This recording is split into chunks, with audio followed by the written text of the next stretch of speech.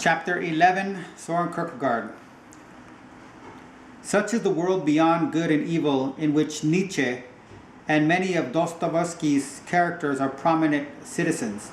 To Kierkegaard, the French existentialist or Heidegger's aesthetic philosophy would never have been more than the excessive and ultimate consequences of the aesthetic or contemplative stage in life, a stage which he did not consider part of true existence. The only traits shared in common between the French and German existentialists and a religiously conceived existentialism are the intense awareness of life's darkness and a sense of suspense resulting in that all-pervading anxiety or fear of all life, which Kafka has dramatized so convincingly. The religious existentialists in our time, parentheses Nicholas Bediaev, Gabriel Marcel, and perhaps Karl Jaspers, close parentheses, recognize the claims of God or the absolute upon man while realizing that man is acting largely in the dark when he attempts to serve God's will. But in this darkness, man is touching the seam of God's garment, and he will not end in despair. He has faith in God's ultimate victory. Thus, as far as Sartre and his friends are concerned, the choice of their name as existentialist is arbitrary and misleading. Kierkegaard limits the term existence, quote-unquote existence. He never spoke of existentialism to the ethical and religious level.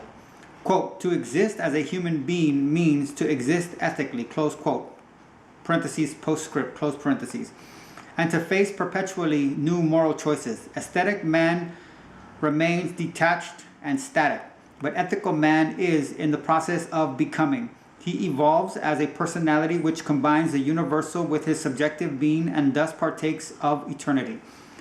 In this stage, man may achieve stability and authentic leadership and assume an affirmative attitude towards life. This makes the true beauty of life, which aesthetic man fails to discover in the multitude of things and relationships that presents themselves in an attractive guise to him. Don Juan sought in vain the rich human soul in the many women he knew, but quote-unquote marriage, so writes Kierkegaard, the celibate, quote, is the most important exploration which man can undertake, close quote. Carl Jung, years later, that's a little side note. Some of his views are likely to be projected by modern Christians. The profundity of his religious insight is, nevertheless, unforgettable as, for example, in the following passage, quote, let man be man and woman be woman.